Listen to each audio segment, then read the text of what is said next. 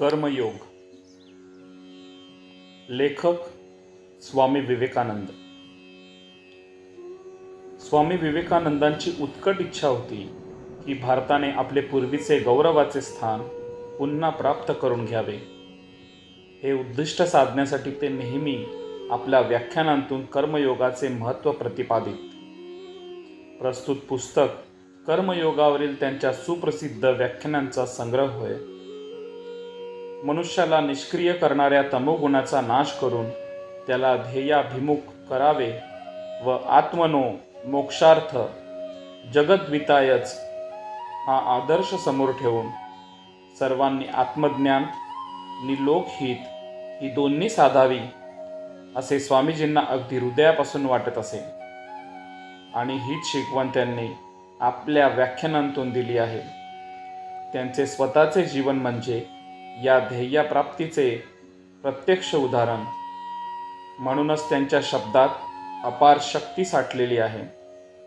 त्यांची दिव्य नि ओजस्वी वाणी वाचकांना मार्गदर्शक हो आणि तेने करून अखिल मानवजातींचे कल्याण हो, हीच प्रार्थना.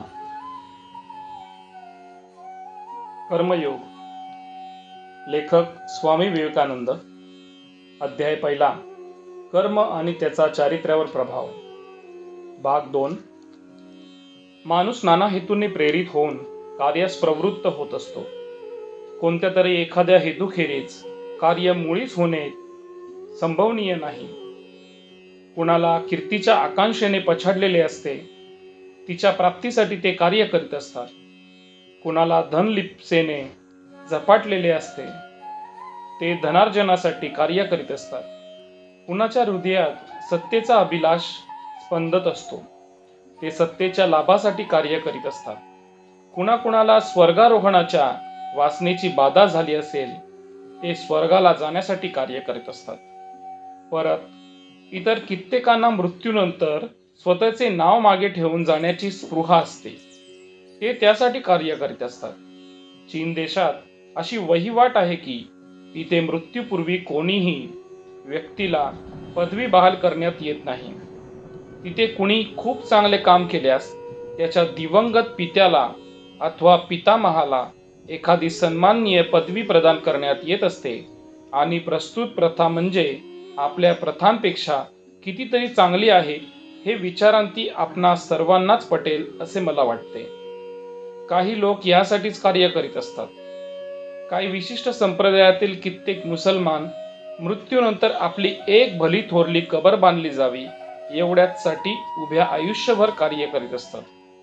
मला असे कितीतरी संप्रदाय माहीत आहेत की ज्यांच्यात एखादे मूल जन्मता क्षणीच त्याच्यासाठी एक समाधी मंदिर उभारले जाऊ लागते. त्यांच्या दृष्टीने तेच महत्त्वाचे कर्म होय. आणि ते समाधी मंदिर जितके अधिक विशाल आणि सुंदर होईल तितकी ती व्यक्ती अधिक सुखी म्हणून समजण्यात येत असते. परत कुणी कुणी प्रायश्चित्ता प्रित्यर्थ कर्म करीत असतात.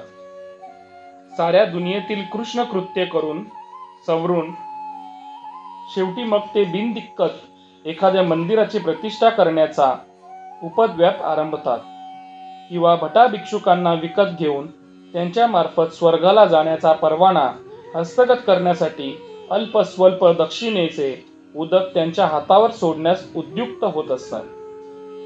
आणि हे सारे करताना ते असल्या मनोराज्यात दंग असतात की त्यांच्या या दानशीलतेने त्यांचा मार्ग खरोखरच निष्कंटक होऊन जाईल आणि इतकी पातके करूनही ते अखेरीस सही सलामत निर्विघ्नपणे निसटून जाऊ शकतील. या आणि असल्याच तऱ्हेतऱ्हेच्या कितीतरी हेतूंनी प्रेरित होऊन माणूस कार्य करण्यास उद्यत होत असतो. असो तर आता आपण कर्मासाठी जे कर्म त्याची आलोचना करूया. सर्वच देशात काही पुरुषरत्ने निपजत असतात की ज्यांच्यामुळेच पृथ्वीचे वसुंधरा नामाभिधान सार्थ होत असते. ते कर्मासाठीच कर्म आचरित असतात. नावलौकिकाची त्यांना तमा नसते किंवा स्वर्गाला जाण्याची पर्वा नसते. ते कर्म करीत असतात केवळ त्याने लोकांचे खरोखर कल्याण होईल म्हणून. आणि यांच्या व्यतिरिक्त आणखीही असे काही लोक असतात की जे याही पेक्षा उच्चतर हेतूने गरिबांवर उपकार नि मनुष्य जातीला सहाय्य करण्याची व्रत दीक्षा घेऊन कार्यास प्रवृत्त होतात. अमुक एक कार्य सत्कार्य आहे आणि सत्कार्यावर त्यांची श्रद्धा व प्रीती असते, म्हणूनच ते त्या सत्कार्याचे अनुष्ठान करीत असतात. आता याच्या उलट पूर्वोक्त स्वार्थी हेतूंवर किंचित विचार केल्यास काय आढळते? प्रथम नाम यशा संबंधीच विचार करूया.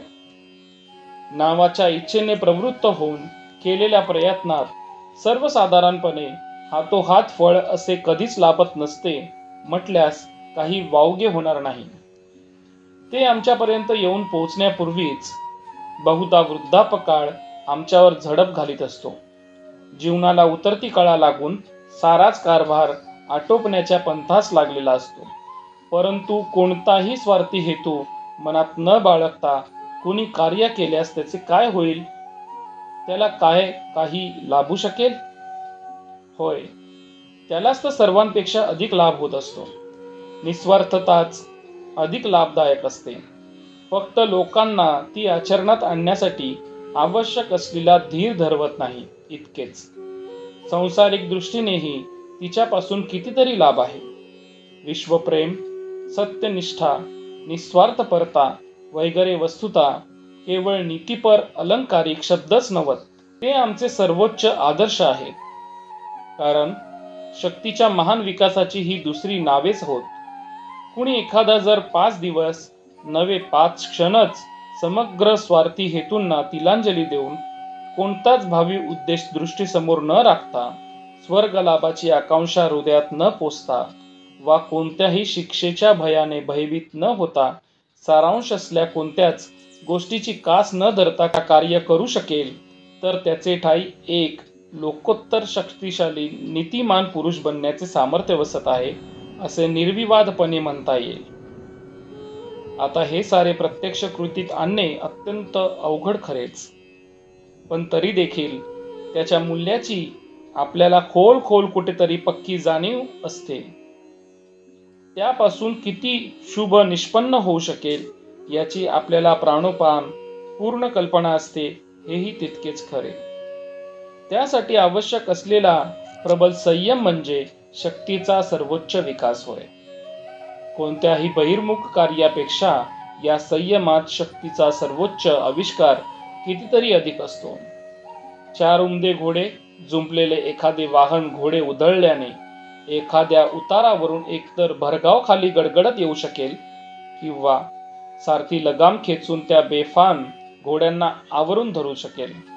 आता सांगा, या दोहोंमध्ये शक्तीचा अधिक विकास कशात आहे? घोड्यांना बेलगाम वाटेल तसे उधळून देण्यात की त्यांना करकचून आवळून धरण्यात? कल्पना करा की तोफेचा एक गोळा अंतरिक्षातून सू करीत अंतर कापीत खूप दूर जाऊन पडला, तर दुसरा एक उडता उडताच एखाद्या परकोटाच्या भिंतीवर आदळून मध्येच थोपावला गेला. असह्य तेज नि प्रखर उष्णता कशाने उद्भवेल? भिंतीवर आदळल्यानेच ना? त्याचप्रमाणे स्वार्थी हेतूने प्रेरित होऊन बाहेर जाणारी मनाची समस्त बहिर्गामी शक्ती इतस्तत विखरून क्षीण होऊन जात असते. तुमच्यात परत फिरून ती तुमच्या शक्ती विकासाला हातभार लावत नाही. पण तेच जर तिला संयत केले तर त्याने तुमची अंतरस्थ शक्ती वृद्धिंगत होईल. या संयमातून प्रचंड इच्छाशक्ती जन्माला येईल आणि ती असा एक चारित्र्यवान पुरुष निर्माण करेल की ज्याच्या नुसत्या इशाऱ्याने अवघे जग उठेल बसेल. अज्ञ लोकांना ही रहस्य अवगत नसते आणि तरीही ते जगावर सत्ता गाजवण्याची हाव धरतात. काम करून अंमळ वाट बघण्याची कळ सोसल्यास आपल्यालाही समस्त जगावर अंमल गाजवता येईल हे त्या निर्बुद्ध लोकांच्या ध्यानातच येत नाही. काही थोडे दिवस दम धरा. जगावर अधिकार चालवण्याच्या या अज्ञान सुलभ इच्छेला पायबंद घाला आणि मग ती संपूर्ण नाहीशी होताच तुम्ही अवघ्या जगावर शासन करण्यास समर्थ व्हाल. माणूस यकिश्चत 4-2 रुपयांच्या लाभाच्या आशेने धावपळ करतो. त्या तुच्छ लाभासाठी स्वतःच्या शेजाऱ्यालाही फसवताना त्याचे मन कचरत नाही. परंतु तो जर हा लोभ आवरून धरू शकेल तर थोड्याच दिवसात त्याचे चारित्र्य असे काही बनून जाईल की त्याने गजांत लक्ष्मीचीही वांछा केल्यास ती देखील त्याला अनायासे प्राप्त होऊ शकेल. परंतु आपण किती निर्बुद्ध. ज्याप्रमाणे काही जनावरांना अगदी थोड्याच पावलापलीकडे काय आहे ते दिसू शकत नाही, त्याप्रमाणे आमच्यातील पुष्कळांना देखील काही थोड्याच कालापलीकडे दिसू शकत नाही.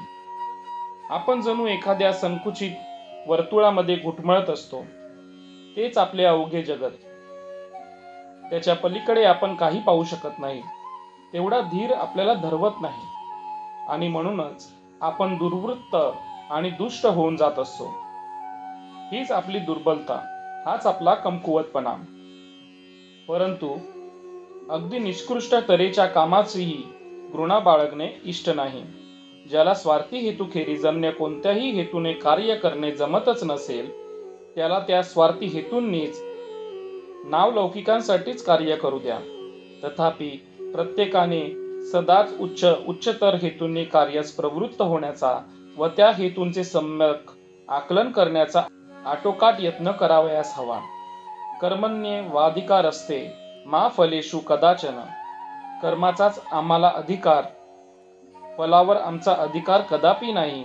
फल काय व्हायचे ते होऊ द्या, त्याच्याशी कसलाच संपर्क ठेवू नका.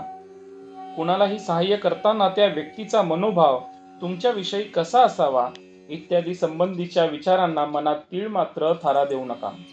एखाद्या महान अथवा शुभ कर्माचे अनुष्ठान करण्याचा तुमचा मानस असेल तर फलाफलाच्या चिंतेने आपला मेंदू अजिबात शिनवू नका. परंतु कर्माच्या ह्या असल्या आदर्शासंबंधी एक अत्यंत कठीण प्रश्न नेहमी उद्भवत असतो. कर्मयोगी बनण्यासाठी आपल्या ठायी प्रबल कर्मशीलता आवश्यक आहे. त्यासाठी आपण सदैव कर्मरत असावयास हवे.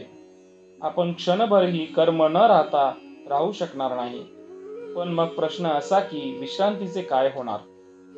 माणसाला विराम कसा आणि कुठे लाभणार? एकीकडे कर्म, घोर जीवनसंग्राम, कर्मजीवनाच्या भोवऱ्यात सतत गरगर फिरणे, तर दुसरीकडे सर्वच शांतिमय, उपरत सर्वच जणू निवृत्तमय, चहूकडे सारे प्रशांत निस्थिर, कसलेच अवडंबर, कसलाच शब्द कोलाहल नाही म्हटल्यास चालेल.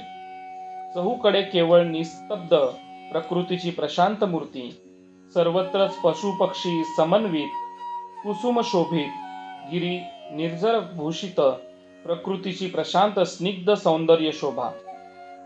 पण या दोहोंपैकी कोणतेही आदर्शाचे संपूर्ण चित्र नाही. समजा एखाद्या माणसाला असल्या शांतीपूर्ण स्थानी एकांतवास करवण्याचा सराव झाला आहे.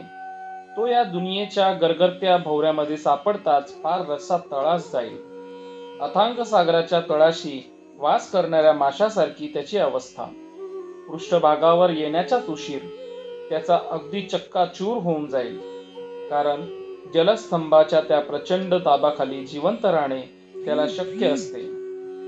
याच्या उलट प्रापंचिक सामाजिक जीवनाची धावपळ नि कोलाहलच ज्याच्या पुरेपुरी अंगवळणी पडली आहेत, असा माणूस एखाद्या निर्जन निवांत स्थानी जाऊन पडल्यास स्वस्थपणे काळ कंठू शकेल काय?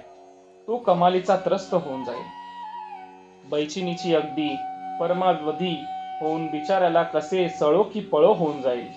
कदाचित या भानगडीत बापड्याचे डोके देखील फिरून जायचे. आणि म्हणूनच आदर्श पुरुष तोच की जो अत्यंत गंभीर निस्तब्धतेमध्ये पराकाष्ठेचा कर्मरत असतो आणि प्रखर कर्मशीलतेमध्ये ज्याला मरुभूमीच्या निस्तब्धतेची प्रतीती येत असते. त्याला संयमाचे रहस्य कळले आहे, आत्मसंयम साधला आहे असे म्हणता येईल. गजबजल्या नगरीतील अत्यंत वर्दळीच्या रस्त्याने जाताना देखील त्याची चित्ताची शांती यकिंचितही ढळत नाही. एखाद्या निशब्द निर्मनुष्य गुहेत निवास करीत असल्याप्रमाणेच त्याचे चित्त शांत राहते. आणि तथापि तेव्हाही तो कर्मात कमालीचा गढून गेलेला असेल. हाच कर्मयोगाचा आदर्श होय. ही अवस्था प्राप्त करून घेऊ शकल्यासच आपल्याला खरोखर कर्माचे रहस्य उमजले आहे असे म्हणता येईल. परंतु यासाठी आपल्याला पायापासूनच सुरुवात करावी लागेल.